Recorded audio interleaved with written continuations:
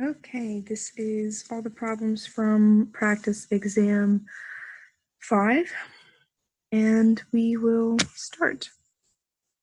So using the method of undetermined coefficients, and we're going to find the general solution to y prime plus 2y prime plus 4y equals 2 cosine x plus 3 sine of x.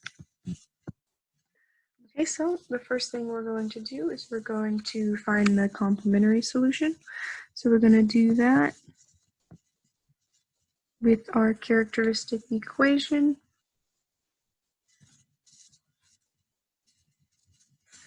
Two m plus 4 equals 0. This yields -2 plus or minus square root of 4 minus 4 times 1 times 4 all over 2, which is going to give us a -1 plus or minus 3i. So if you remember how to deal with these, that means our complementary solution looks like this. So if e to the negative x, c1 cosine 3x plus c2 sine square root 3x.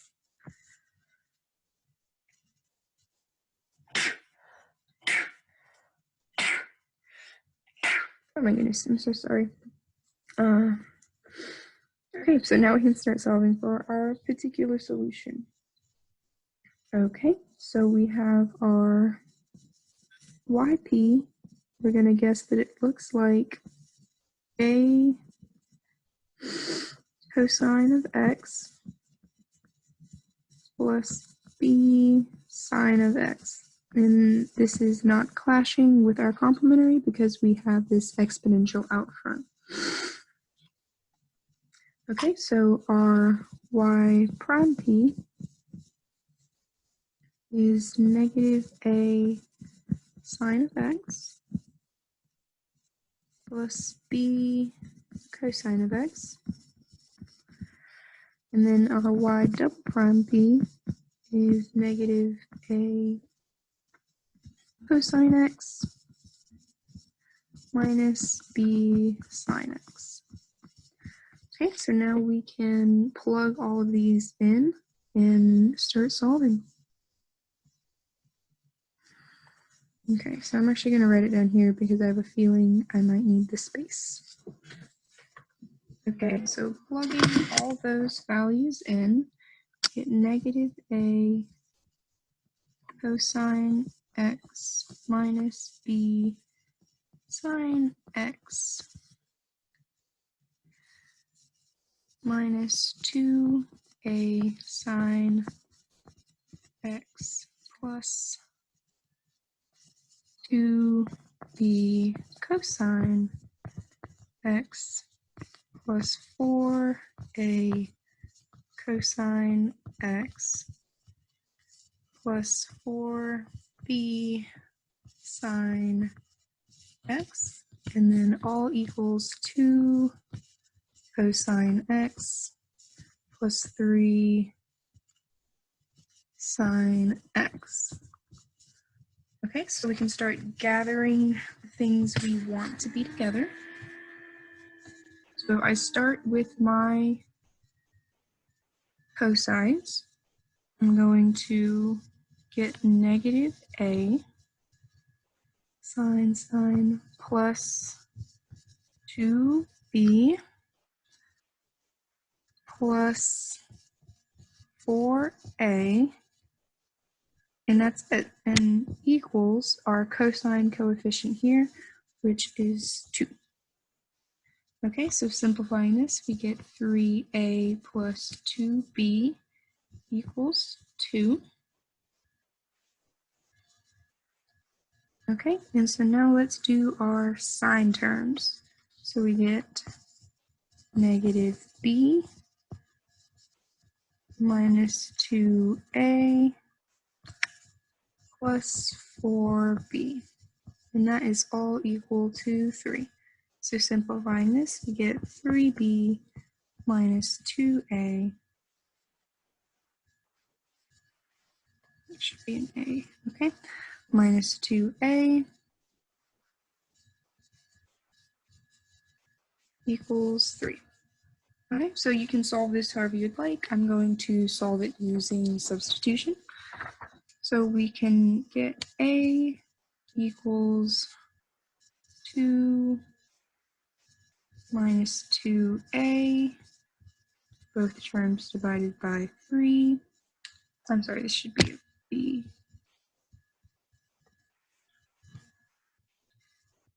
B, and we can just plug that into our next equation. So we get 3 times b minus 2 times 2 over 3 minus 2/3 b equals 3.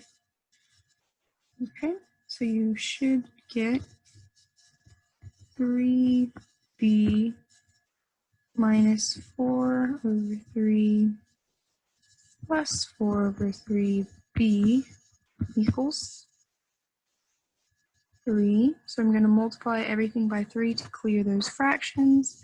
Get 9b minus 4 plus 4b equals 3. And from this, you can deduce that b equals 1.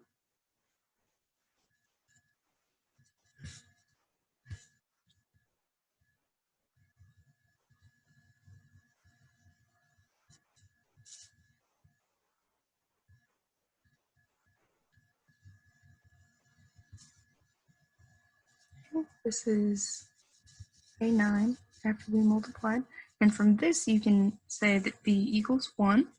And if b equals 1, then a must equal 0. Okay?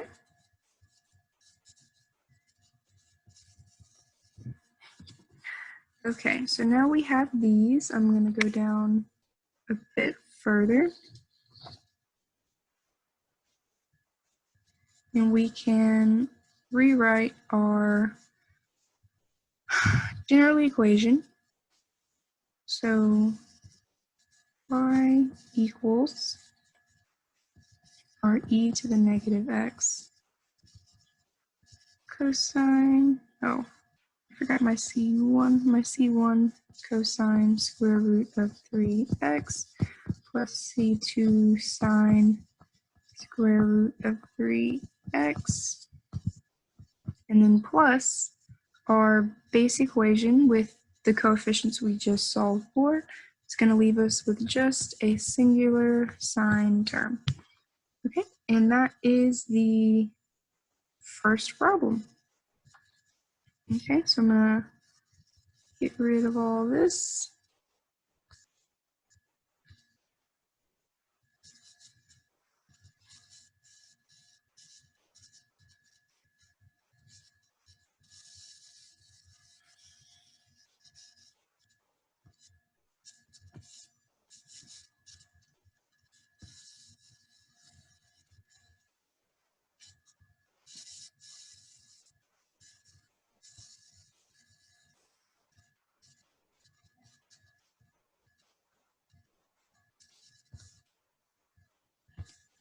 Okay, and we can start on 5.2a.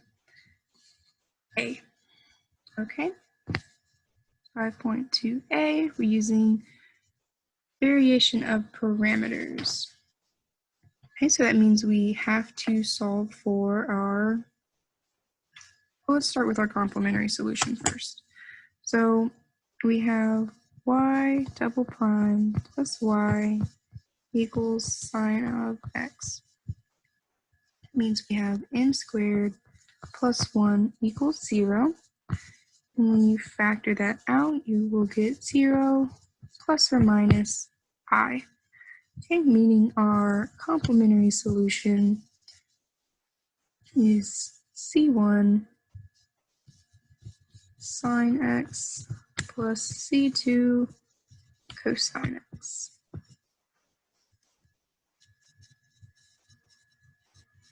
Okay, and now let's go ahead and solve for our Wronskian.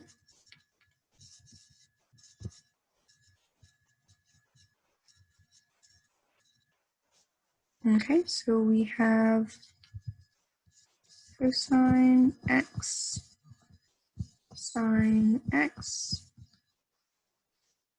negative sine x, cosine x. When you do this, you're going to get cosine squared plus sine squared, which is just equal to 1, which is nice. Okay, so for our u1, we are going to take the negative integral of our y2.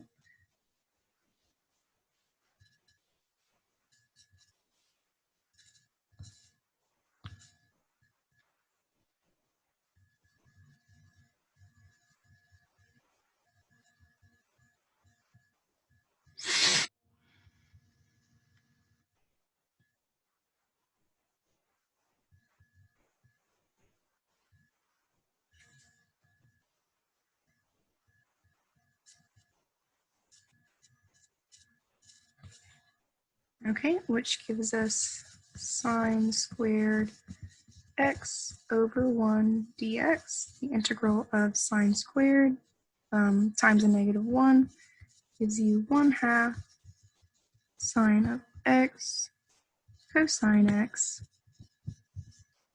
minus 1/2 x. Okay, now for our u2, we get the integral of sine x times cosine x dx, which gives you 1/4 minus 1/2 cosine squared x.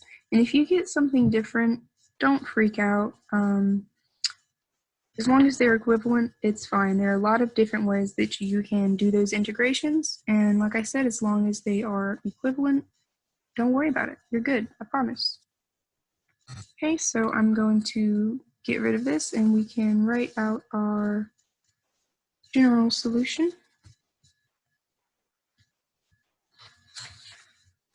Okay, so our y general equals C1 cosine of x plus C2 sine of x plus 1/4 sine x minus 1/2 x cosine x.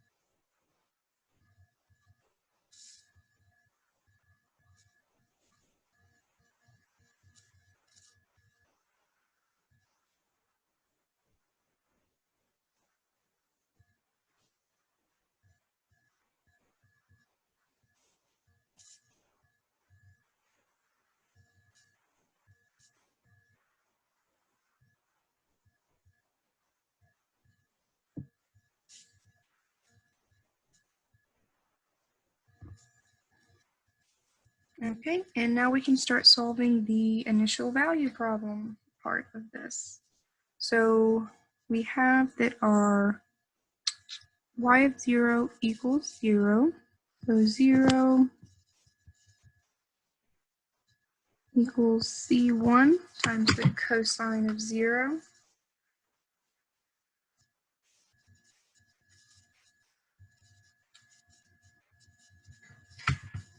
Cosine of 0, which is 1, plus C2 times the sine of 0, which is 0, plus the sine of 0 again, and then plus another 0 over here. So we get C1 is equal to 0. Okay, so now solving the second part of the initial value, our y prime equals negative c1 sine of x plus c2 minus 1/4 cosine x plus 1/2 x sine of x. Okay, so we have our C1 is already equal to 0, so we know that 0 equals 0 plus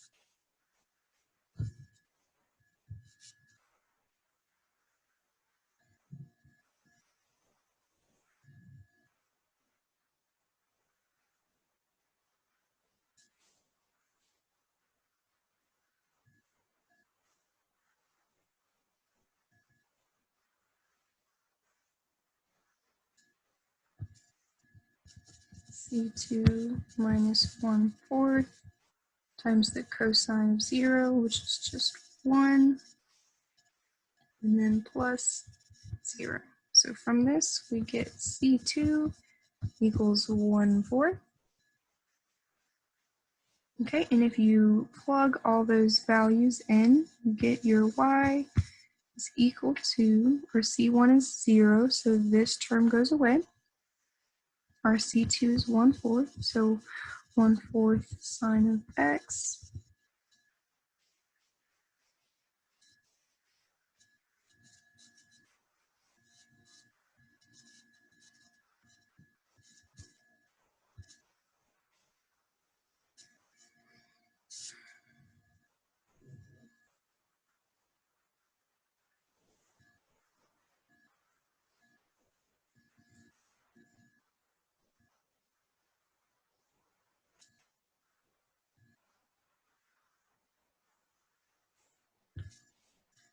plus 1/4 sine of x and minus 1/2 x cosine x.